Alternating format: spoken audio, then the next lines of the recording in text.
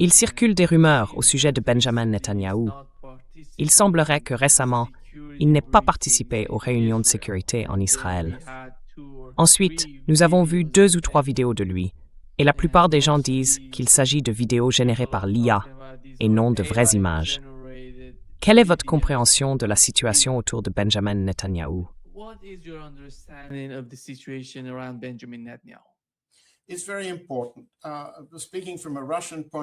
C'est très important. Du point de vue russe, vous savez, lorsqu'un individu comme Mikhail Gorbatchev est soumis à une détention ou à une arrestation et qu'un putsch est en cours dans la capitale, la première chose à faire est de s'assurer qu'il est toujours en vie. Et on le fait notamment par téléphone. C'était il y a longtemps, lorsque le putsch a été tenté contre Gorbatchev, pour vérifier qu'il était vivant et qu'il parlait. Ensuite, en ce qui concerne Netanyahou, il y a eu 3 vidéos destinées à montrer qu'il est en vie. La première était la soi-disant vidéo des 6 doigts, où il prononce un discours. Et l'analyse par l'IA révèle toutes sortes de manipulations.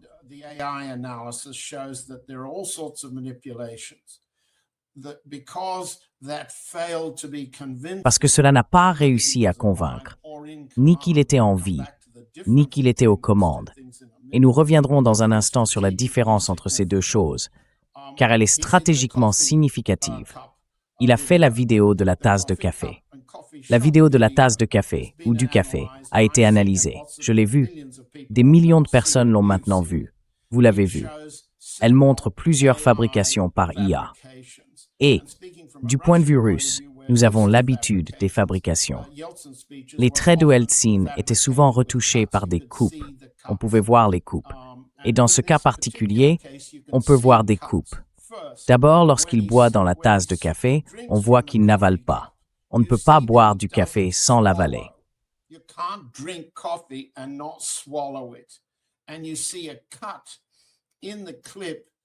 Et vous voyez une coupure dans la séquence entre le moment où il sirote et celui où il avale.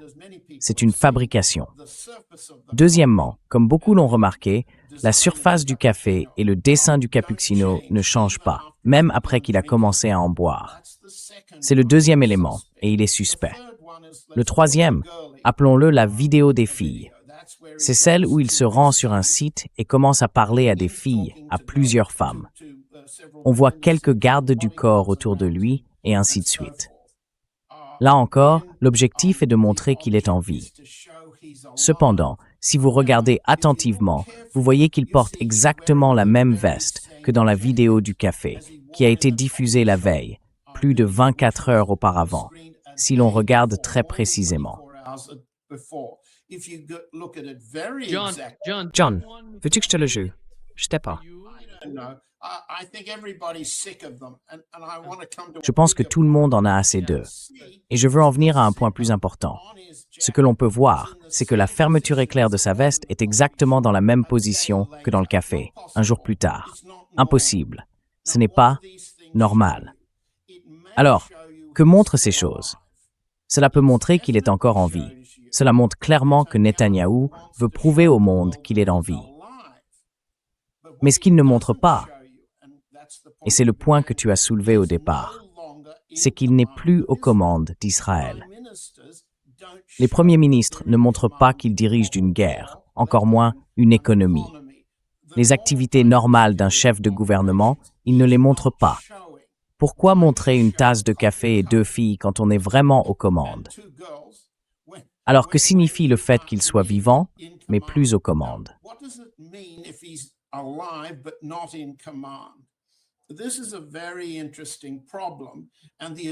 C'est un problème très intéressant, et les vidéos de Netanyahou, qu'elles soient des faux produits par l'IA ou non, montrent qu'il n'est pas aux commandes. Dès lors, la question se pose, y a-t-il eu ou y a-t-il actuellement une forme de putsch en Israël? C'est une évolution très grave. Et je ne peux pas ajouter grand-chose à ce que disent mes sources russes, car ceux qui savent ne parlent pas, et il y a plus de soupçons et de conjectures que de réalité. Mais prenons un peu de recul et examinons la question stratégique. Pourquoi y aurait-il un putsch maintenant contre Netanyahou? Ou pourquoi craindrait-il un putsch et chercherait-il à montrer à ce stade qu'il se déplace librement et qu'il est donc aux commandes alors qu'il ne l'est pas? Réponse. À bien des égards, comme le montrent vos collègues et les miens, Israël est aujourd'hui sans défense. Comme Ted Postol l'a expliqué dans votre émission la semaine dernière, il est incapable d'atteindre son principal objectif de guerre contre l'Iran.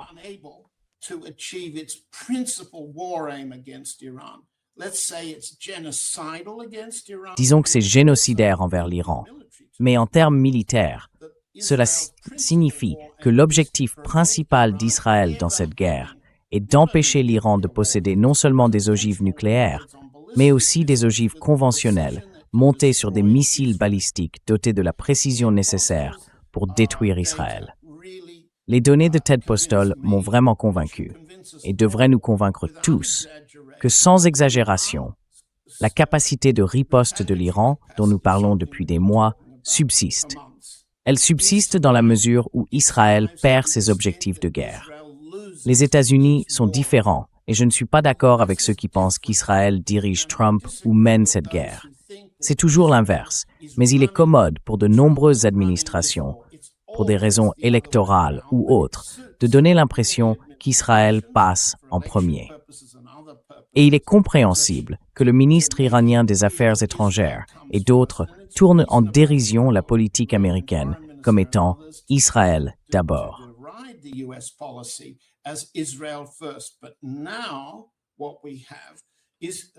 Mais à présent, nous sommes à un tournant décisif, où les États-Unis font face à une guerre plus longue que prévu.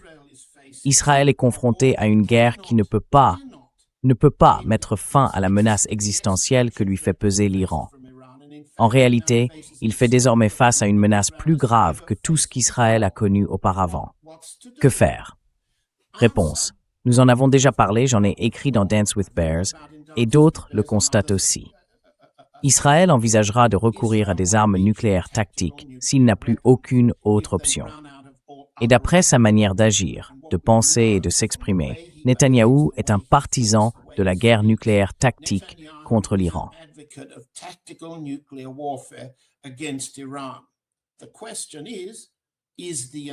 La question est la suivante.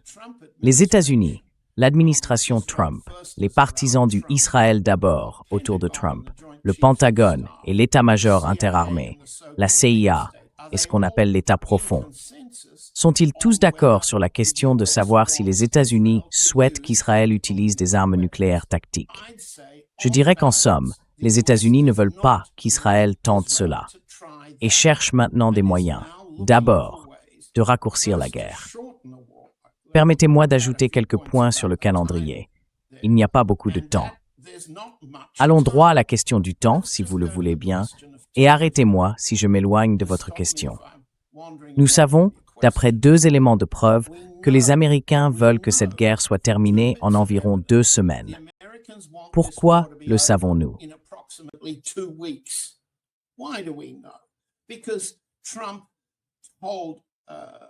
Parce que Trump a dit à Steven Mnuchin, le secrétaire au Trésor, de régler hier à Paris, avec les Chinois, le fait qu'il ne se rendrait pas à Pékin pour un sommet très important prévu du 31 mars au 3 avril, car il doit rester chez lui pour diriger la guerre.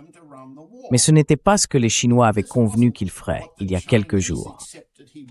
Souvenez-vous, la semaine dernière, nous avons parlé du ministre chinois des Affaires étrangères, Wang Yi, qui avait approuvé la venue de Trump le 31 mars, en pleine guerre. Nous pensions que c'était désavantageux pour le moins, d'un point de vue de relations publiques pour les Chinois, accueillir un fauteur de guerre à ce moment-là. Mais c'est Trump qui veut être à Washington le 31 mars. Donc c'est dans 2 semaines à partir d'aujourd'hui. Il pense qu'il pourrait être nécessaire à Washington pour diriger la guerre.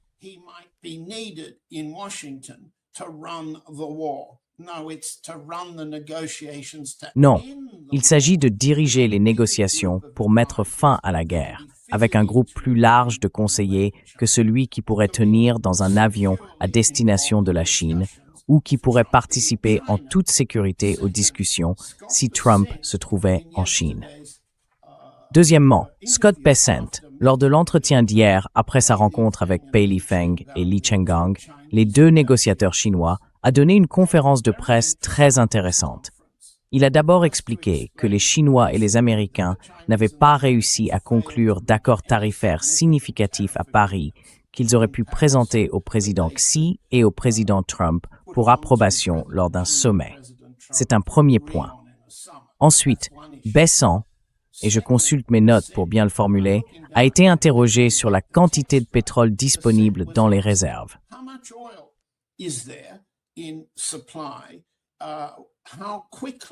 À quelle vitesse êtes-vous prêt à accorder des dérogations aux sanctions pour les Russes? Quelle est, selon vous, la chronologie de l'approvisionnement en pétrole? Maintenant, Bessent, il faut le comprendre, a exposé quelques éléments arithmétiques évidents. 20 millions de barils de pétrole sortent du détroit d'Ormuz. Si rien n'en sort, seule une petite quantité peut être détournée par les Saoudiens vers Yanbu et expédiée par la mer Rouge. Et cela à condition que le Gerald Ford puisse protéger la mer Rouge et que les Houthis ne commencent pas à fermer Bab el-Mandeb, ce qu'ils pourraient faire si l'Iran et les Houthis s'entendent sur ce point. Ainsi, ce que dit Bessent, et je lis ici, c'est qu'il semble que le déficit soit d'environ 10 à 14 millions de barils par jour, et cela avant même que les navires ne commencent à sortir des détroits.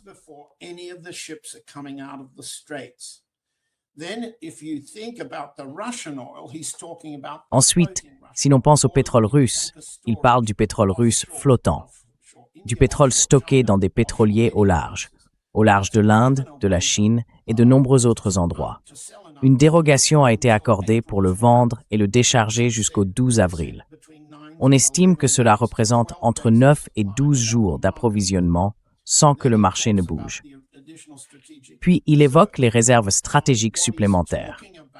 Ce qu'on le presse de préciser, c'est quelle quantité de pétrole, selon lui, peut être fournie au marché avant qu'il n'y ait une perturbation stratégique. Et donc, combien de temps le monde peut-il supporter la fermeture du détroit d'Ormuz?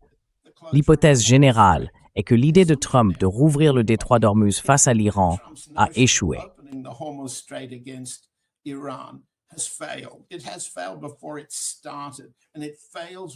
Elle a échoué avant même d'avoir commencé, et elle échoue sans esprit.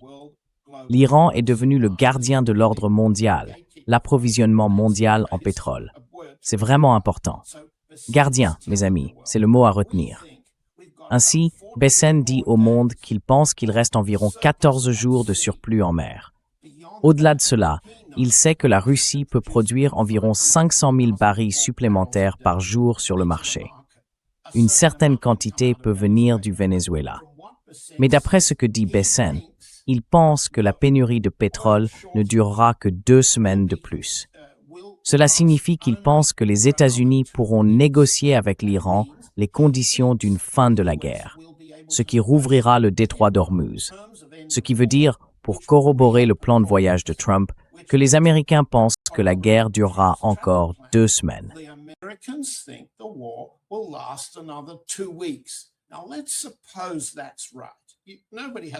Supposons maintenant que ce soit vrai. Personne n'est obligé de me croire, c'est ce qu'ils disent. Supposons qu'ils aient raison. Si c'est le cas, nous avons maintenant 2 semaines pendant lesquelles les Américains cherchent à négocier afin de maintenir ces ouvertures. D'un autre côté, les Israéliens veulent détruire l'Iran en 2 semaines. Et ce n'est pas faisable. Du moins pense-t-il, pas sans armes nucléaires.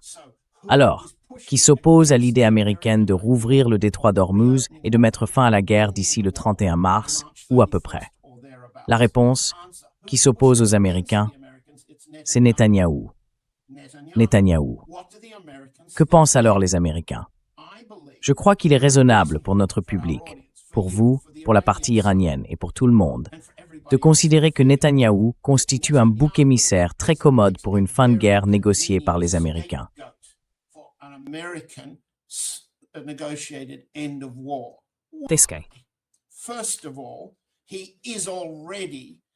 Tout d'abord, il est déjà le chef de la faction israélienne favorable à la guerre, et de nombreuses communautés juives qui s'opposent à la guerre mais restent juives veulent dire que Netanyahou est la pomme pourrie du panier. Laissons de côté le fait que nous ne sommes pas d'accord avec cela. C'est ce qu'ils disent. Nous pouvons aussi reprendre, je le cherche, le discours de l'ayatollah Moshe Shabazz Khamenei. Il y a 3 points principaux qui sont, disons, des conditions de fin de guerre. Le premier est la vengeance pour la mort de Khamenei. Ce point pourrait être satisfait par l'éviction de Netanyahou, mort ou vif, mais terminé, Khamenei, c'est une possibilité. Écarter Netanyahou changerait la perception iranienne. Cela changerait la perception du monde. Qui pourrait le destituer? Seule l'armée israélienne. Seule l'armée israélienne, ce serait un putsch militaire.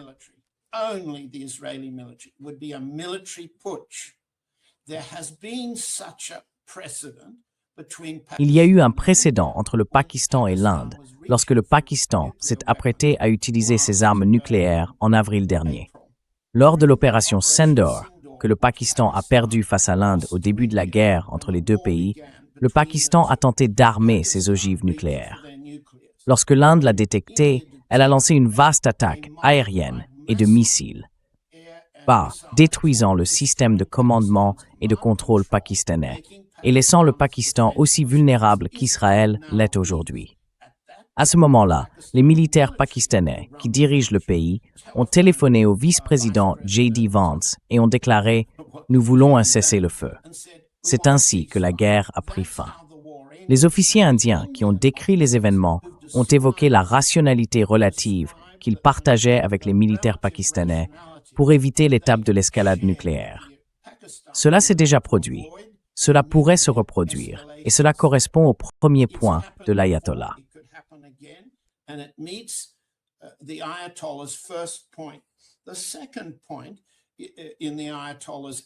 Le deuxième point des conditions de fin de guerre de l'ayatollah est que l'Iran doit recevoir des réparations de l'ennemi. Si ces réparations sont refusées, la partie iranienne détruira des biens arabes ainsi que des bases américaines d'une valeur équivalente. De plus, il existe des réserves bancaires iraniennes volées par les Britanniques. Elles sont dispersées, mais pourraient être restituées. Il y a donc un moyen de satisfaire à la condition des réparations. Enfin, et c'est une différence cruciale entre Israël et les États-Unis, l'ayatollah a déclaré que les bases américaines devaient être fermées immédiatement.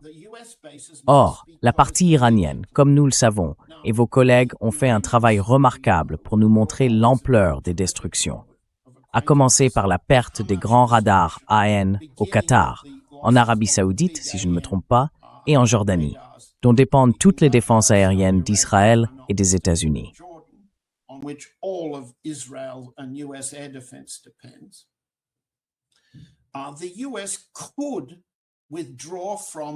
Les États-Unis pourraient se retirer des bases et ne pas les reconstruire, du moins pour un avenir prévisible. En réalité, ils n'en ont pas besoin. Pourquoi n'en ont-ils pas besoin? Parce que les États-Unis peuvent s'en aller en considérant qu'ils ont rapproché le Pakistan et l'Inde dans une étreinte stratégique américaine. Et nous pouvons revenir sur la position de l'Inde dans cette guerre. Mais elle n'est certainement pas du côté de l'Iran. Elle est contre l'Iran. Si les États-Unis estiment que leur principal ennemi est la Chine et qu'ils ne peuvent pas faire face à l'imprévisibilité d'une guerre nucléaire tactique contre l'Iran, ce qui déclencherait une riposte automatique, alors Israël serait détruit par cette réponse automatique.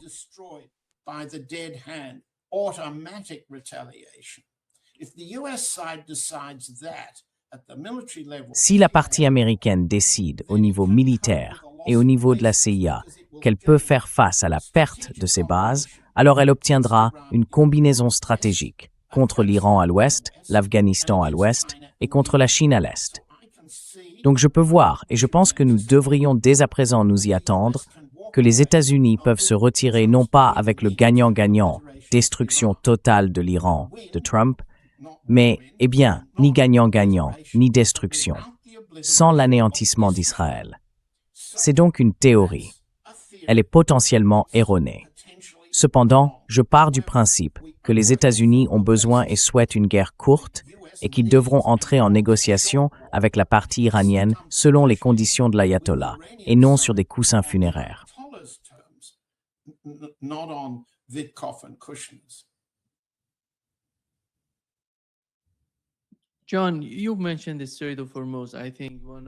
John, tu as mentionné le détroit de Formose. Je pense que l'une des principales questions, l'une des principales difficultés auxquelles l'administration Trump est confrontée en ce moment, c'est le détroit de Formose. Comment as-tu trouvé les réactions des pays de l'OTAN? Donald Trump a dit que l'OTAN sans les États-Unis n'est rien. Et ensuite, il se met d'une certaine manière à les supplier de l'aider dans le détroit de Formose.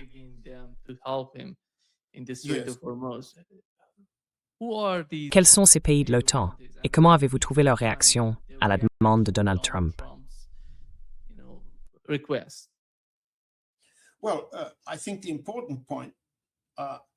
Eh bien, je pense que le point important, et vous l'avez sous-entendu, et notre public le comprend, c'est que les Européens se sont fragmentés.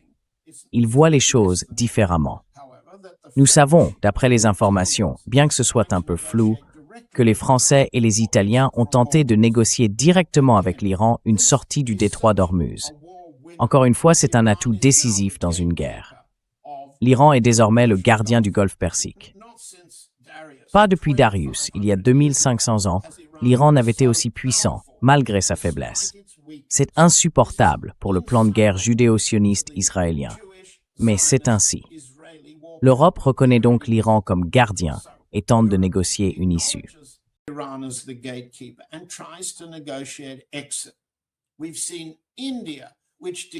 Nous avons vu l'Inde, qui a déclaré la guerre à l'Iran à la Knesset, lorsque le Premier ministre Modi a crié « Je suis Israël, salut !» 48 heures avant de savoir que la guerre allait commencer.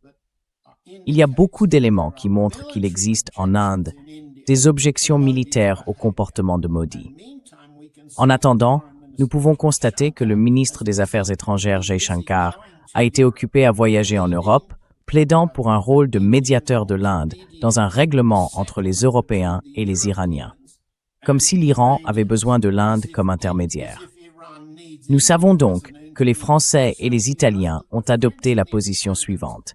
Nous négocierons avec le gardien. Nous ne croyons plus que le château puisse être détruit. Nous irons jusqu'à la porte et nous négocierons avec le gardien.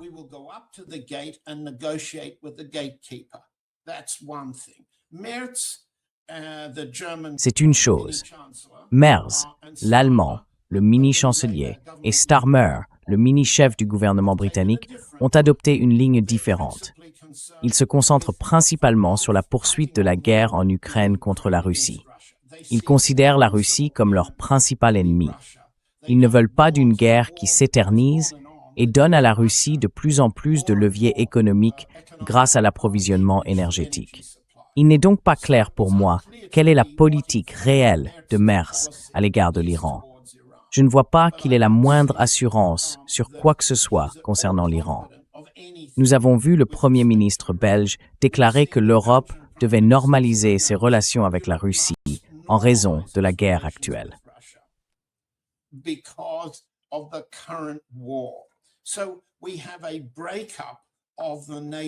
Nous assistons donc ici à une rupture entre les pays de l'OTAN, ce qui reflète assez bien leur sensibilité politique et leur faiblesse politique si les prix de l'énergie s'envolent.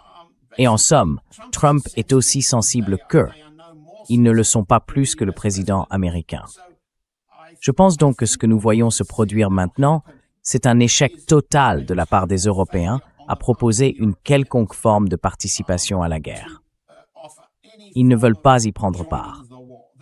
Le maximum que Starmer puisse faire, avec les Français, quelques armes espagnoles, la marine grecque et la marine chypriote, c'est d'apporter un petit soutien à la défense de la base souveraine britannique d'Akrotiri, à Chypre, après 2 frappes sur cette base d'Akrotiri.